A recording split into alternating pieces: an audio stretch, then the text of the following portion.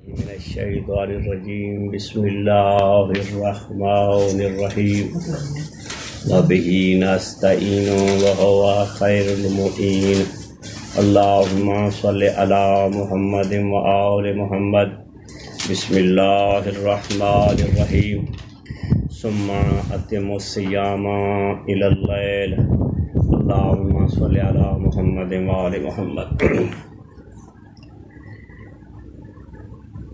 یہ سورہ بقرہ کی آیت نمبر 187 ہے، جس میں اللہ تعالیٰ نے وقت افطار کا ذکر فرمایا ہے کہ تم روزے کو مکمل کرو رات ہونے تک۔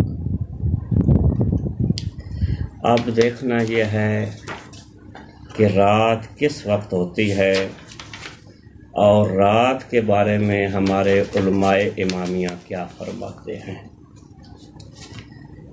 یہ کتاب ہے تفسیر الکاشف، اس کے رائٹر ہیں محمد جواد مغنیہ، اور اس کی جلد نمبر 1 ہے اور صفحہ اس کا ہے 290۔ یہ قرآن مجید فرقان حمید کی بہت بڑی قیمتی تفسیر ہے۔ یہ عالم بزرگوار آغائے محمد جواد مغنیہ سورہ بقرہ کی آیت نمبر 187 کی تفسیر کے تحت لکھتے ہیں: مبدأ الصیام اول الفجر و منتہاہ اول اللیل، یعنی روزے کی ابتدا فجر صادق ہے اور روزے کی انتہا رات کا ابتدائی حصہ ہے۔ آگے فرماتے ہیں کہ غروب آفتاب کے ساتھ ہی رات داخل ہو جاتی ہے، لیکن غروب آفتاب نظروں سے اوجھل ہونے سے نہیں بلکہ مشرق کی سرخی کے زائل ہونے سے پہچانا جاتا ہے، کیونکہ مشرق مغرب پر محیط ہے۔ اس بنا پر مشرق کی سرخی سورج کے نور کا پرتو ہے، جیسے ہی سورج غروب ہوتا ہے تو یہ پرتو سمٹ جاتا ہے۔ اب دیکھتے ہیں کہ کتب احادیث کے اندر ائمہ معصومین علیہ السلام غروب آفتاب کی کیا علامت بتاتے ہیں۔ یہ کتاب ہے الاستبصار، جلد اس کی 1 ہے اور صفحہ نمبر اس کا 151 ہے۔ یہ کتاب کس کی ہے؟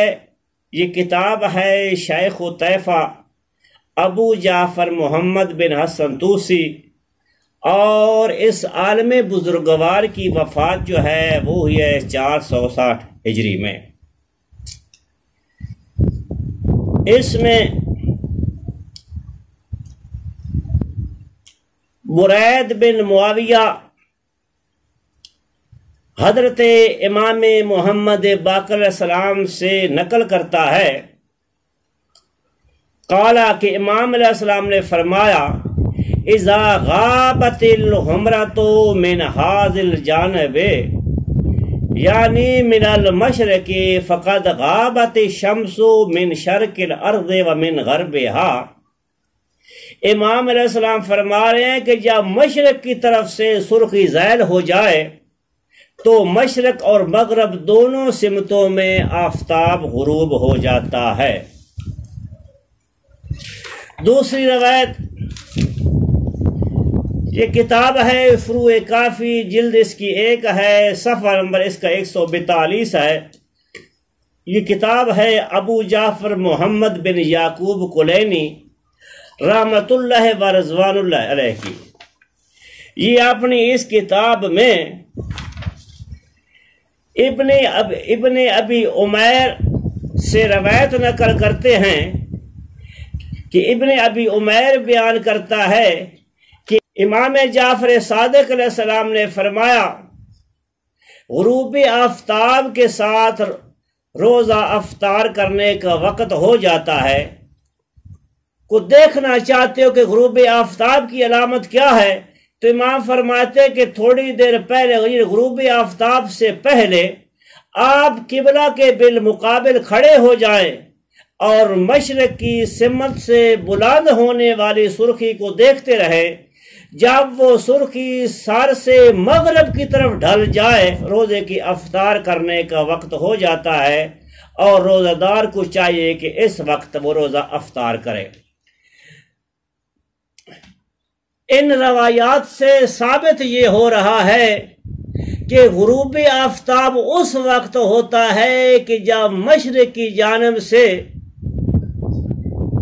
نمودار ہونے والی سرخی جو ہے وہ زائل ہو جائے۔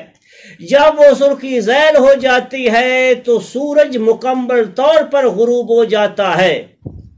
بعض اوقات یہ سوال کیا جاتا ہے کیا روزے کو دیر کے ساتھ افطار کرنے سے روزے کو کہیں کراہت لاحق تو نہیں ہو جاتی؟ یہ کتاب ہے، اس کا نام ہے اوجز المسالک، جلد اس کی 5 ہے اور صفحہ اس کا 45 ہے، کتاب و صوم ہے۔ اس کے لکھنے والی ہستی ہے محمد بن زکریا بن یحییٰ کاندلوی۔ یہ اپنی اسی کتاب میں صفحہ نمبر 45 پہ لکھتے ہیں وَأَمَّا مَنْ أَخَّرَ فِطْرَهُ لِأَمْرٍ عَنْ لَهُ مَا اعْتِقَادِهِ أَنَّ صَوْمَهُ قَدْ كَامِلَةٌ عِنْدَ غُرُوبِ الشَّمْسِ فَلَا يُقْرِئُ لَهُ۔ یہ فرماتے ہیں کہ وہ شخص جس نے اپنے روزے کو کسی حاجت کی وجہ سے، کسی ضرورت کی وجہ سے، کسی کام کی وجہ سے اس قصد کے ساتھ دیر سے افطار کیا ہو کہ میرا روزہ غروب آفتاب کے ساتھ مکمل ہو چکا ہے، تو اس کا روزہ مکروہ شمار نہیں ہوگا۔ دوسری یہ کتاب ہے صحیح بخاری ہے، جلد نمبر اس کی 1 ہے، صفحہ نمبر اس کا 307 ہے۔ اس کا پارہ 8 میں یہ لکھتے ہیں، روایت کس سے ہے؟ روایت ابی سعید خدری نبی کریم سے کرتے ہیں کہ نبی کریم نے فرمایا لا تواصلوا فأيكم أراد أن يواصل فليواصل حتى السحر۔ نبی کریم فرماتے ہیں تم دو روزے ملا کر نہ رکھو، اگر تم میں سے کوئی ایسا کرنا چاہتا ہے تو زیادہ سے زیادہ سحری تک روزہ رکھے۔ تو پیغمبر اعظم کے فرمان سے یہ ثابت ہو رہا ہے کہ جب 24 گھنٹے کا روزہ رکھنا جائز ہے، تو اگر کوئی مسلمان کسی ضرورت کی وجہ سے افطاری میں 5-7 منٹ دیر کر دیتا ہے تو اس کے روزے کو کراہت لاحق نہیں ہوتی۔ بالخصوص میں اپنے اہل سنت بھائیوں کی خدمت میں گزارش کرتا ہوں کہ اس ماہ مبارک میں مساجد میں یا گھروں میں عمومی طور پر شیعہ سنیوں کو اکٹھی افطاری کا اہتمام ہوتا ہے، اور شیعوں کو مجبور کیا جاتا ہے کہ ہمارے ساتھ تم روزہ افطار کرو۔ اگر تم ہمارے ساتھ روزہ افطار نہیں کرو گے اور ہم انتظار کریں گے، جس کی وجہ سے ہمارے روزے کو کراہت لاحق ہو جائے گی، روزہ مکروہ ہو جائے گا اور ہمارے روزے کے ثواب میں کمی واقع ہو جائے گی۔